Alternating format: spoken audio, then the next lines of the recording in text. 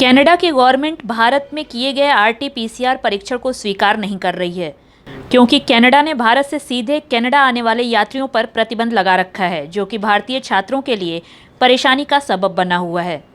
Canada के विश्वविद्यालयों में एडमिशन लेने के लिए अब भारतीय छात्रों के पास एकमात्र साधन है कनेक्टिंग फ्लाइट का, जिसके लिए उन्हें किसी तीसरे देश में जाना होगा और वहां पर आरटी-पीसीआर टेस्ट रिपोर्ट प्राप्त करनी होगी। उसके बाद वो कनाडा के लिए वहां से प्रस्थान कर सकेंगे।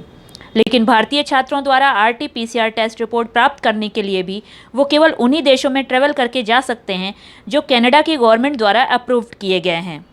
इन सब के लिए भारतीय छात्रों को कई गुना ज़्यादा खर्च उठाना पड़ रहा है, जो कि सामान्य स्थिति में लगभग 1.5 लाख रुपए के खर्च में हो जाता था। अब उसके लिए भारतीय छात्रों को 5 लाख रुपए तक खर्च करने पड़ रहे हैं। स्पाइस जेट ने इंटरनेशनल फ़्लाइट के लिए आइटा के ट्रैवल पास को लॉन्च कर दिया है, यानी कि अब यदि आप स्पाइस जेट की इंटरनेशनल फ़्लाइट में सफ़र कर रहे हैं तो आप अपने आइटा के ट्रैवल पास को दूसरे देशों में जाने के लिए इस्तेमाल कर सकते हैं। आपको बता दें कि स्पाइस जेट फ़िलहाल मालदीव और गल्फ़ कंट्रीज़ के लिए अपनी फ़्लाइट को ऑपरेट कर रही है, तो इन देशों में जाने वाले पैसेंजर्स अपने आइटा के ट्रैवल पास का इस्तेमाल कर सकते हैं। सिंगापुर ने जर्मनी से अपने फ्लाइट्स ऑपरेशन को शुरू कर दिया है। इसका मतलब है कि अब दोनों देशों के बीच पैसेंजर्स बिना क्वारंटीन हुए यात्रा कर सकते हैं। सिंगापुर के गवर्नमेंट ने धीरे धीरे अपनी इंटरनेशनल फ़्लाइट्स को ऑपरेट करना शुरू कर दिया है, लेकिन भारत से अपने ट्रैवल को शुरू करने के बारे में अभी सिंगापुर की गवर्नमेंट द्वारा कुछ नहीं कहा गया है। सूत्रों के हवाले से मिल रही जानकारी के अनुसार ये अंदाज़ा लगाया जा रहा है कि सितंबर के महीने में सिंगापुर की गवर्नमेंट भारत से अपनी फ़्लाइट को शुरू कर सकती है। अबू धाबी ने अपनी ग्रीन लिस्ट को फिर से अपडेट किया है। अबू धाबी ने अपनी ग्रीन लिस्ट में 29 देशों को शामिल किया है।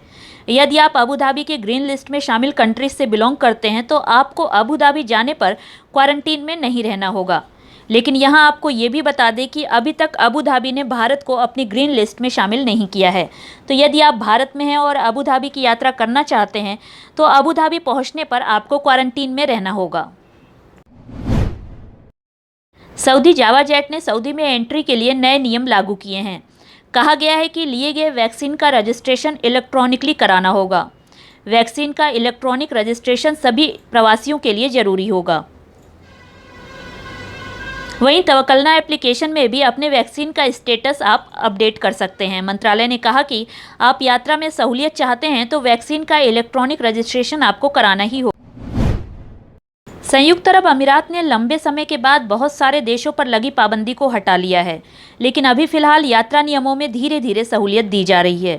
पहले संयुक्त अरब अमीरात से बाहर ली गई वैक्सीन को यात्रा के लिए मान्यता नहीं दी गई थी, यानी कि उन यात्रियों को प्रवेश की अनुमति नहीं थी जिन्होंने यूएई से बाहर वैक्सीनेशन कराया है। लेकिन अब एतिहाद एयरवेज से मिली जानकारी के अनुसार संयुक्त अरब अमीरात के बाहर किए गए वैक्सीनेशन को भी मान्यता दी जा रही है। ये नियम 20 अगस्त से लागू हो गया है, लेकिन ध्यान रहे कि आपने सिर्फ Sinopharm, Sinovac, Johnson, Pfizer, Sputnik V, Oxford, AstraZeneca और मॉडर्ना में से ही कोई वैक्सीन ली हो।